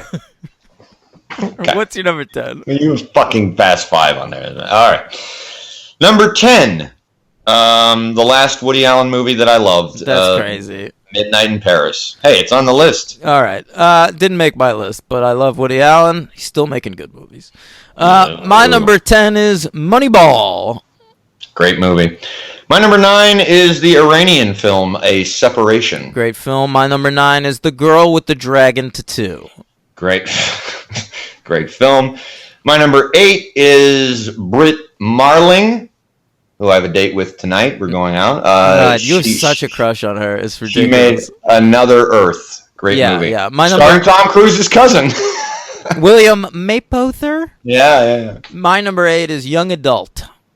Great movie. Yeah. My number 7, The Ides of March. Yeah, I mean, come on, it's good. I loved it on a reviewing and in another reviewing. I love it. It's a political movie. I dig it. I love it. My number 7 is Shame. Low. All right. My number I believe 6. it wasn't on the previous iteration of this list, so you should Really? be happy about it. Jeez. Okay. Number 6, Moneyball. My number 6 is Martha, Marcy, May, Marlene.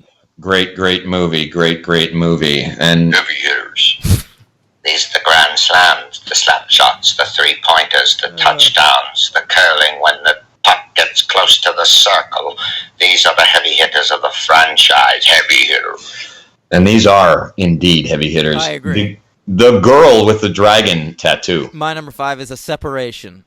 Yes. Number 4, The Tree of Life. My number 4 is The Tree of Life. Look at that. Oh. Number 3, Melancholia. My number 3, I think it was my number 1 on the previous version of this list. It's Drive. Okay. My number 2 is Shame. My number 2 is Margaret. Oh, wow. And the number 1 movie of 2011 for me is Drive. And mine is Melancholia. Yeah, very similar. I think Tree of Life used to be on there, but I bumped Tree it of down. Life used to be number 1 on my list. Me too. Yeah. Yeah, I love that movie, but I love all my top 5 this year. Yeah, it was a hell of a year. Yeah. Yeah. All right, right. so GoPro starts. What am I looking at? Here he is, Josh fucking Holloway. That's right, Sawyer. God from help me. Lost. God help me. And then he's killed off. He doesn't even have a line of dialogue. No. He gets a line later on in a flashback. You want to know something? You want to know something great? What? You're gonna hate me, but you're gonna love this. I totally know who Josh Holloway is, right? Because, of course, I watched the first 2 seasons of Lost, right? Mm-hmm. But in this post or current Game of Thrones atmosphere, I completely thought that actor was that fucking Nikolai Coster-Waldau. Yeah, Get yeah. out of here. And until I did my superhero count, I was like, Josh Holloway, who is he? And I was like, oh, totally thought it was him. It's because 100%. he's cleaned up. You know him from Lost. He's got a beard. He's dirty all the time. Probably, he's got yeah. some blood stains on him. Sawyer. Yeah. Totally didn't see it. Yep. I was so pissed. I wanted him to be just walking around this movie nicknaming motherfuckers. Opens at that opening in the prison, too, by the way. Big points off of that opening. Points off? Points off, Hank, because Oh. it's a cool sequence. Tom Cruise escaping a prison, but it is set to Ain't That a Fucking Kick in the Head by Dean Martin, and I could not take it. I thought of you when that kicked in. That's right. Yeah, that would affect your opinion. I thought it was great. I didn't care. I thought it was a great sequence. I thought the music was funny. I thought Tom Cruise communicating to Simon Pegg to open the cells was very funny. That was great. I love that entire sequence. I thought it was great. Yep. Dean Martin ruined it for you. Dean Martin, he just demolished that sequence. What should they have played? Anything else? Giacchino, No, come on. just do a score. You had to pick a song. I have to pick a song? Mm-hmm. Play here, I'll play it to Henry right now. I don't know. You want it to be like a loungy thing? No, it's your choice. You needed to fit something else. I wasn't prepared for this. I wasn't saying you had to play one. Forget it. It's okay. Play the Limp Bizkit. There you go. Yeah. That's fine. That's the answer I sort of expected. Yeah. All right. So he escapes in this fucking Dean Martin song. Then we get this opening credits sequence that looks like garbage. And I'm like, cartoony. Yeah, what? Brad Bird? I thought he was making a live action movie here. Well, that happens a few times in the movie where I was going. It just turns into a cartoon. Yeah, you see the credits. There's a sequence of Simon Pegg looking through a lens, and his face gets blown up just like a Pixar creature. You see a glove that is magnetic. It then kind of dies and falls like a cartoon glove. I like that part. Yeah, but it's like it literally like powers down. I know, but I loved that. Yeah, it was like Super Mario Brothers. Yeah. I was able to look past that stuff, though. I still thought this was really good. I remember I had rented this. I didn't see this. These 3 and 4 are the ones I did not see in theaters, and I rented this a few years ago, and I remember liking it. I liked it more this time. I thought it was really good. I thought it was pretty tight. Listen, I liked this movie, but post-opening credits, like 15 minutes into this movie, I am down on this movie. Because here's what we've done so far. We've killed off Sawyer. We've played a Dean Martin song in its entirety. We've had a shitty cartoon opening credits. And then we catch up with these characters, and the central relationship of the previous movie that I was the most interested in does not exist anymore. Yeah, but I was intrigued by their explanation. Tom Cruise has left Michelle Monaghan to protect her. No, she has left him. Seems to be mutual. Well, I'm saying what you're told initially is that they all think she left him. Oh, right. Yeah. I'm just like bummed, man. Yeah. It sucks. You know what it reminded me of a little bit? My reaction to watching Diamonds Are Forever directly after On Her Majesty's Secret Service. Oh, yeah. Well, I get it because I wanted to mention in MI3 one of the things that was cool about that MI3 that distinguishes it from like Bond, especially I was going to say Bourne, but especially James Bond, is that Ethan Hunt can have a love life, we discover, and that's nice.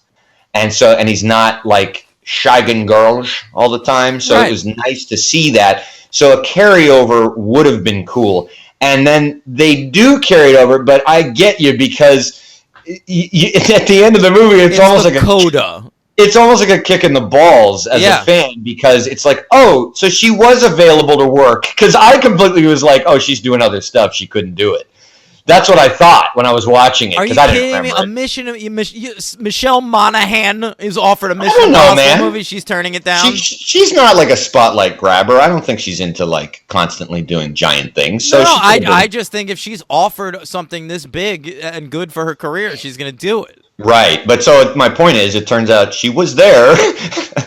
They just decided to write her out, So I don't know. Yeah. It bugged me. Okay. And who are we replacing her with? A fucking presence, my friend. All right, Henry. Yeah. Here's the team for this movie.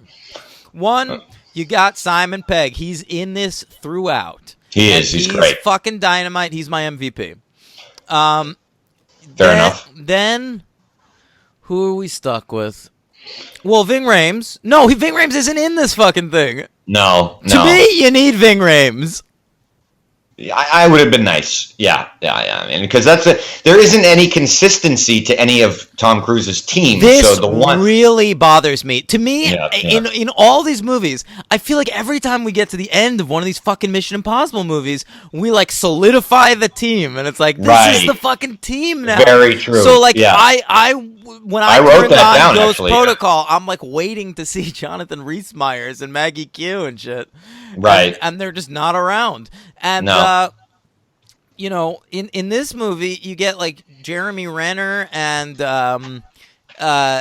Paula Patton, and All right, let's hear it. And I did research on the next one, and this one really ends with a scene. It's like the end of an episode of Buffy, where they're just like talking around a table, like going over the mission, and like in the next one, it's not the same team. No, I don't remember. So, yeah, okay. All right, so in this one, you're stuck with your female lead, Paula Patton.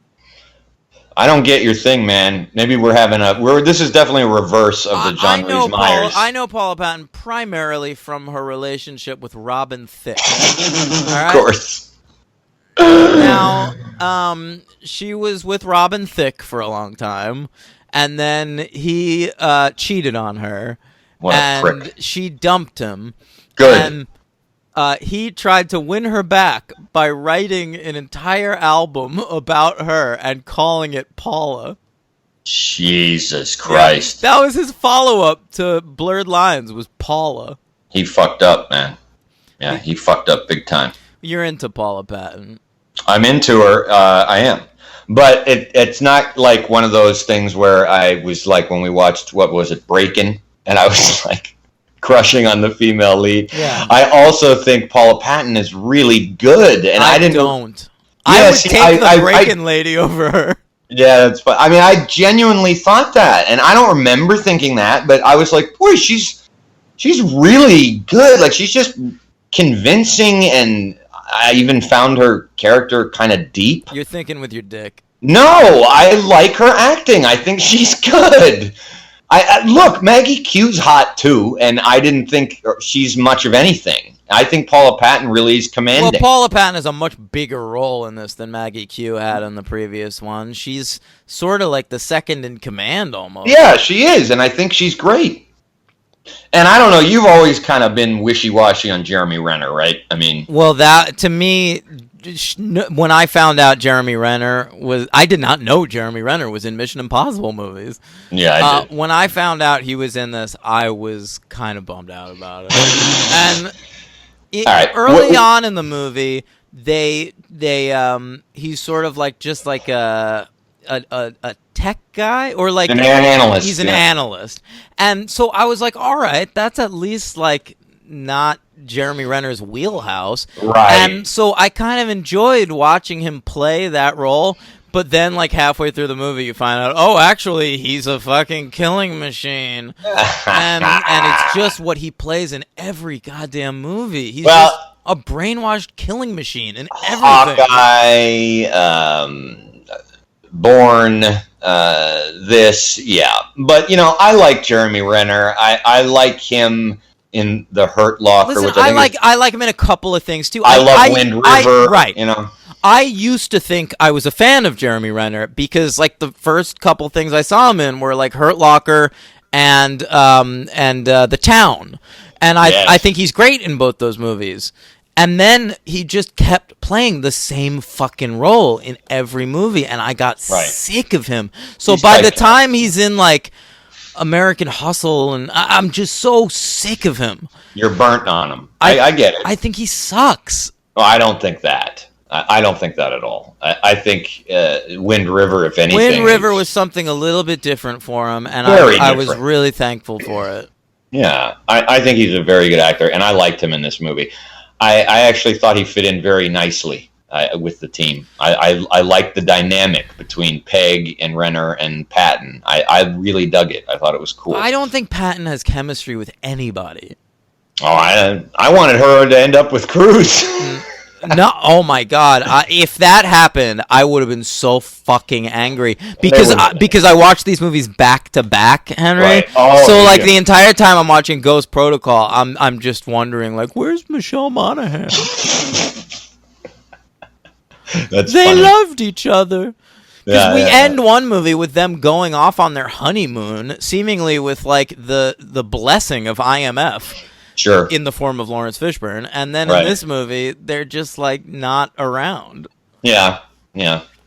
Well, I mean, the plot's ridiculous. I got to be honest with you. Since the first one, this is the first other plot in the series. I kind of gave up trying to follow. I didn't give a shit. I didn't either. It was all about like Russian military plans. Right, nuclear, the end of the world, essentially. So a lot of the movie they're like protecting a briefcase, and so like at a certain point, I gave up on the plot, and I just started thinking like, well, this briefcase is the MacGuffin from the third one, and we need to protect it, and that's fine. Okay. Listen, the action sequences in Ghost Protocol are the best action sequences in the series. They're phenomenal. Everything in Dubai with that giant building. Oh, it's great.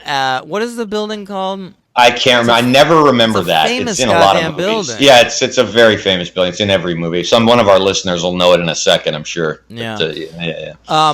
But that building and the sandstorm and him climbing on the sides of it with his little gripper gloves and all the stuff in the building with the fights and shit, with the exception of the Paula Patton fight because I don't care. I love that. I've heard between her and Leah. Oh my God, with Simon, Léa Seydoux. Yeah, who I like. Léa Seydoux really. I thought that was a cool fight. I loved Simon Pegg with the fake arm. Yeah, all that shit, and you know, Tom Cruise really shot on the side of the perimeter of that building because he's a maniac. I figured he did, yeah. And so I didn't like read much about it, but they were able to like show the scale of it in so many of the shots, and it really added some weight to the sequence where like I was nervous. Yeah, it did. When he really did it. I felt weightless. Like yeah, some of the parts. You're right. I did too. Even more so for me, the weightlessness, less than when he's out there, but more when he like looks down and they're all kind of standing there. Yeah. And then delivers my favorite line in the movie when he swings the harness and Jeremy Renner goes, "It's not long enough. It's not going to reach." Tom Cruise goes, "No shit." Yeah. Yeah. Fantastic. By the way, that building is called the Burj Khalifa. Oh, right. I would have never, of course, ever. Right, I would have never remembered that. The Burj Khalifa, fine. So that whole section of the movie is fucking dynamite. Oh, and then there's like a car chase. The whole thing is great. It reminded me a little bit of a sequence from Team America, almost like verging on self. Oh, that's funny, really. But it was fine. Well, I know you mentioned a car chase, and I want to. This is an important thing to point out. With the exception of MI2, these movies are able to keep me. This is just me, but keep me interested in fucking helicopter chases and airplane sequences and car chases, which I normally really don't care about. I don't mind chases. I think I hate comedy car chases. Yeah, I know that. That's a well-known trope on this show. It's very true. You don't like it. And I'm not a big fan either, but I think they can work, like a la Beverly Hills Cop, that type of thing. I think 21 Jump Street has a good one. It does. I remember that. Yeah. But normally I'm not really into it. But, I think the Bourne movies kind of redefined the car chase for the 2000s and what you're expected to do. Not enough people give credit to actually the John Frankenheimer movie, Ronin, which I think influenced the Bourne movies. Yes. I don't really like that movie. Me neither, but the car chases are baller. That's right. I forgot about that. Very good call. Yeah. Ronin, starring Jean Reno. The great Jean Reno from Mission Impossible 1. Yeah. Mm-hmm. I think that was the year after, or maybe the same year he did the Godzilla, the Roland Emmerich Godzilla. Well, that was 98. Yeah, I think that was Ronin, the year of Ronin. Oh, correct. Yes. Okay. So what else happens in this movie? Then we go to India. Yeah. And of course, Paula Patton's job is to seduce some idiot. That was a little weak. That part sucked, man. Well, I liked the communication between the four of them on the comms. I thought that was funny. Yeah, you know what? The best part of that actually is I really like the stuff with Jeremy Renner talking to Simon Pegg. That was great. Yeah. And it was so funny, though, and so sad because I found it very predictable, the one line. It was actually bizarre. I was like, oh... All right, Jeremy Renner's Saturn, Tom Cruise is Jupiter, she's Venus. Of course, we're going to let's see when they deliver the line about Peg complaining about being Pluto. And they do. Yeah, it's not even a Knew planet. It was coming. Yeah. Knew it was coming, they did it. Yeah, it's okay. It's fine. Forgiven, but could see that a fucking a light year away. So that whole sequence is nice and light and fun, but it didn't really work for me. It was kind of a poor man's version of the stealing Philip Seymour Hoffman's face sequence in the previous. Yeah, one. And it brings me to my LVP, and it pains me to give this man an LVP, because I think he's great, and I actually just found out today. I didn't even know that he died last year. This guy's great, Mikael Nyqvist. The Swedish actor? I think it's Nyquist. Nyquist? I don't know. I don't speak Swedish. He's dead. Did you know that? I did not know that. Yeah, he died young, 56. So now this guy did he's not... so underused, but he's an excellent actor. He didn't register with me at all. What else? No, me neither. Oh, well, he's the protagonist in the Swedish Girl with the Dragon Tattoo movies. He's the Daniel Craig role. Okay, I didn't like him in that. You didn't? No. Really? What's he been good in? I thought he was a great villain.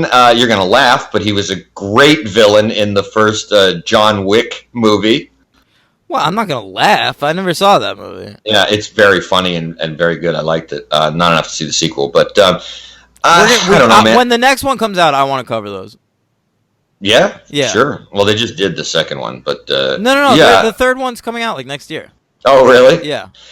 Yeah, I mean, I'm looking at him now, but I don't know. Anytime I've ever seen him, he's just really good. I like him a lot, and he's just underused. He could really have been a hell of a villain, and I think he's just not. Oh, he's in the Europa Report too, which I love. I don't know what that is.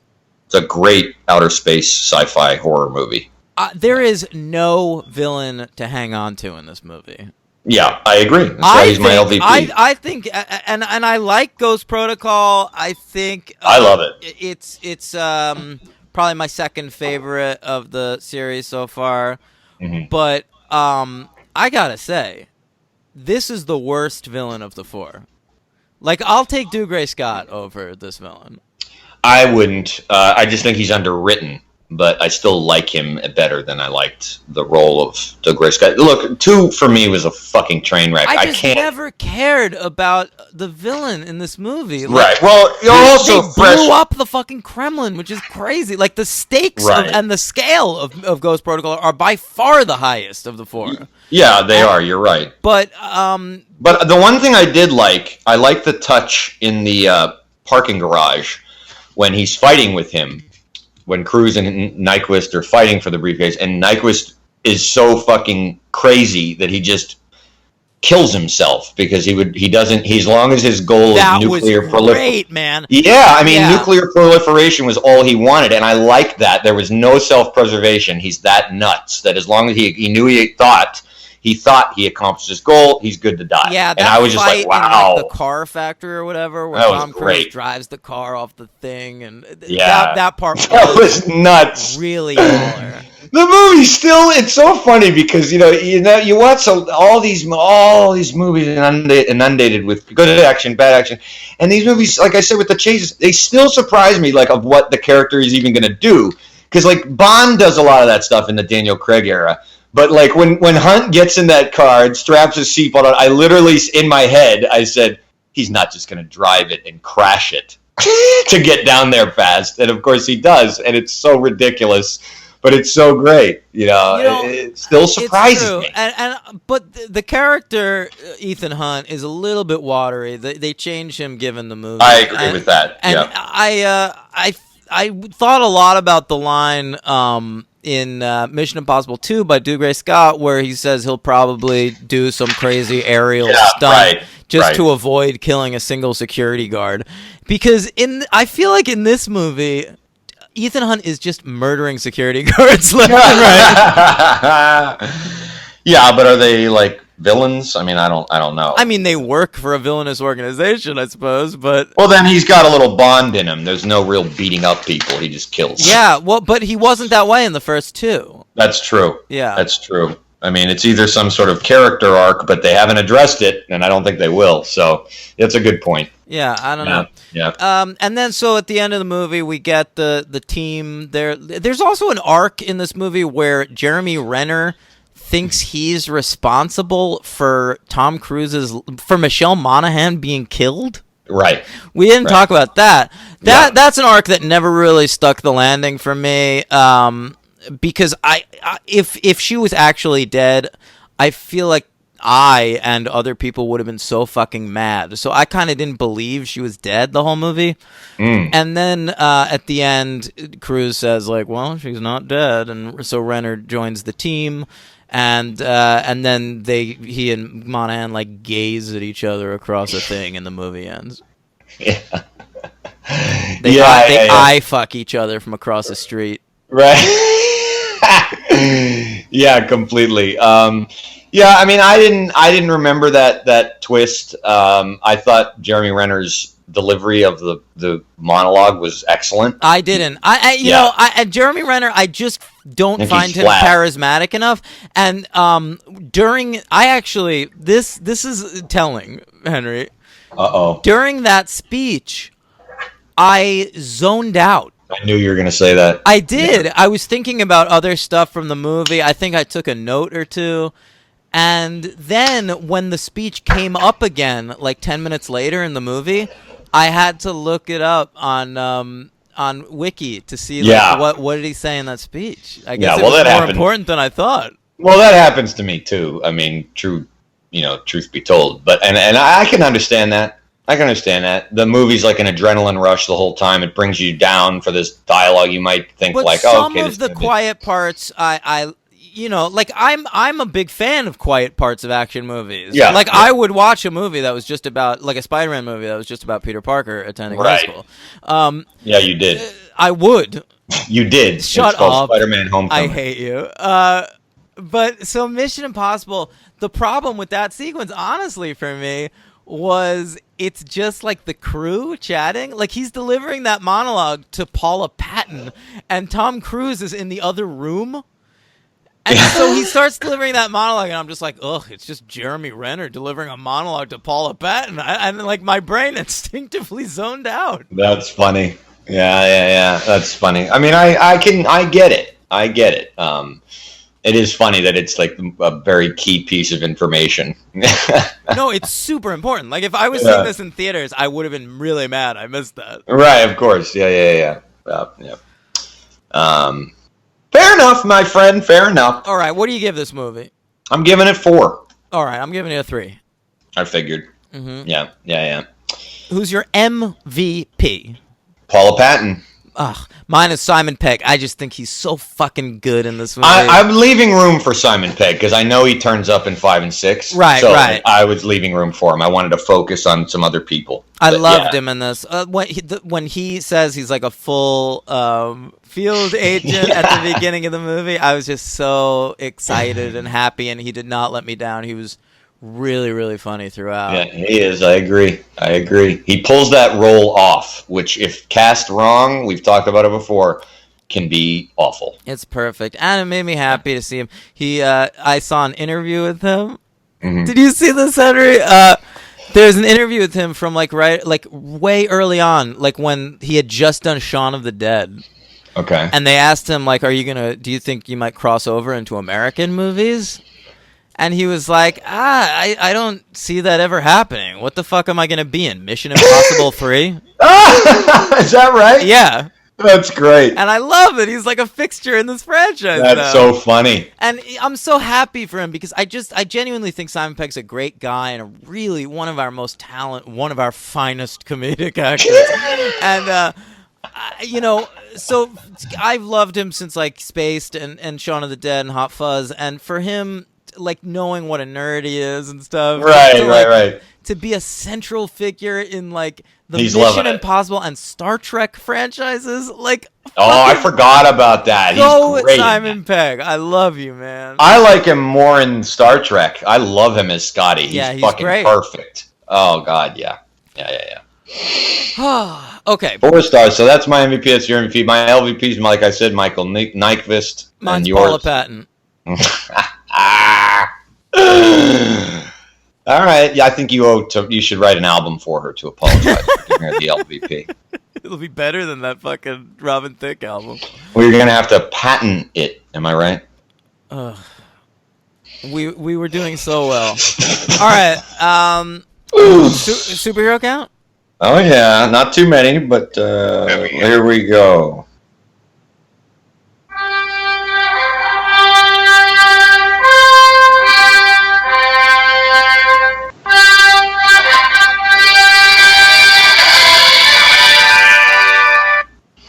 All right, we got 3. All right. Yeah. Sorry, I have to shuffle paper for Great. a second. I'm going to do it as loud as I can do it, if that's all right with you. Okay. Jeremy Renner, of course. Oh, Hawkeye, of course. Yeah. The guy who plays the arms dealer in this when Tom Cruise is tied up and he's like doing a favor for Bogdan. You remember that sequence? Yeah, the guy vaguely. Yeah, he's like, okay, I'll do a deal with you. The character was called The Fog. Oh, God. Yeah, that shit was stupid. To me, it was the most Incredibles thing in this movie. A little bit. Yeah. A little bit. Yeah. That's played by an actor named Ilya Volok, and he played a character in Agents of S.H.I.E.L.D., surprisingly called Vladimir. Okay. And last but not least, we didn't even mention him, the great Tom Wilkinson. Oh, that's right. Yeah, Tom Wilkinson shows up and is promptly killed, which I was bummed about. I love Tom Wilkinson. I love him too, and he's got 2 to his credit, of course. You can get the 1, right? In the bedroom. My favorite superhero, Michael Clayton, of course. Right. Yeah. Batman Begins. He's Carmine Falcone. That's right. Yeah, he's great in that. He's phenomenal in that. And in a movie I've never seen, Green Hornet.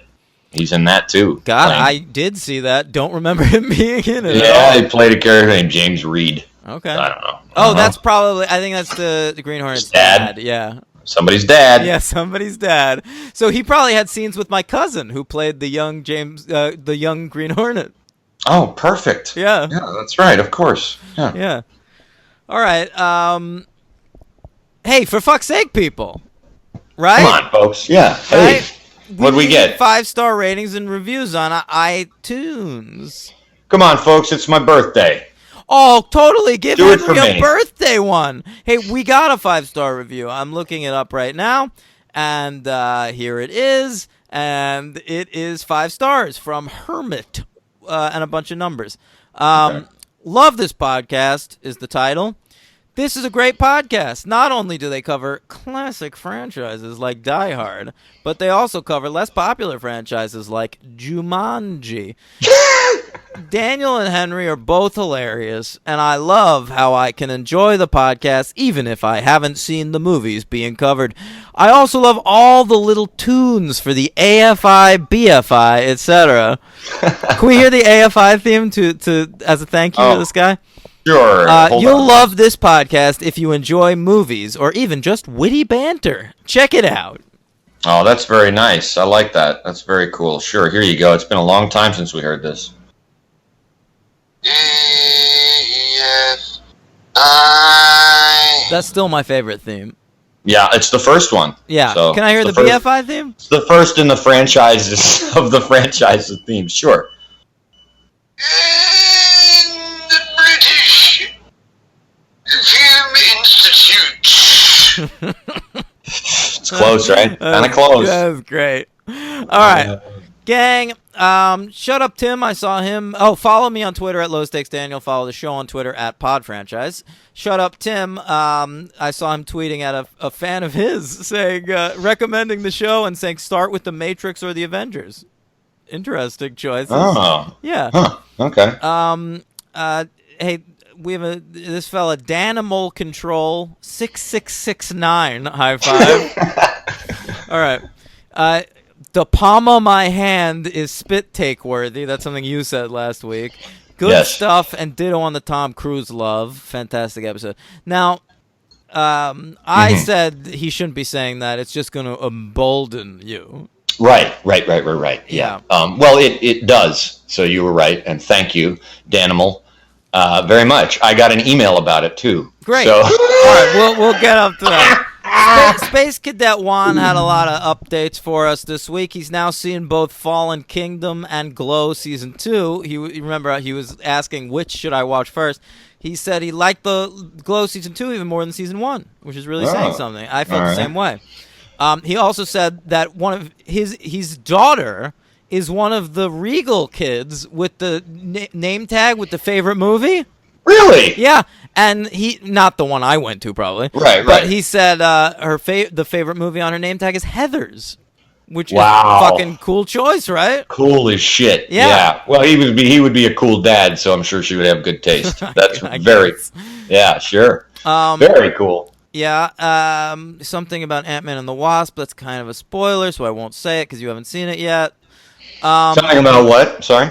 Ant-Man and the Wasp. Oh, okay. And he also says on a recent Mark Maron podcast, one of our greatest living actors, Sean Penn, said he has watched the new Bradley Cooper A Star Is Born, as you'll remember, my pick for Best Picture this year. Sure. He said he's seen it 3 times already, and it basically restored his faith in the entire endeavor of filmmaking. Oh, come on. All right? Sean. Oh, Sean. You know, I always try to defend you. Not really on this show, but in real life. But I don't know. You make it hard, pal. You make it hard. Mm-hmm. Oh, man. Okay. Maybe it's amazing, man. Maybe it's amazing. Maybe it is. He also said something from Mission Impossible. I can't find the tweet, but he said something in Mission Impossible is a ripoff from something in Darkman. And I was I think I saw that tweet. Was it about the masks? Yes, yeah. Yeah, he's right. So we should definitely cover Darkman. I fucking love it. Does that have a sequel? It has like straight to DVD sequels. Okay, yeah.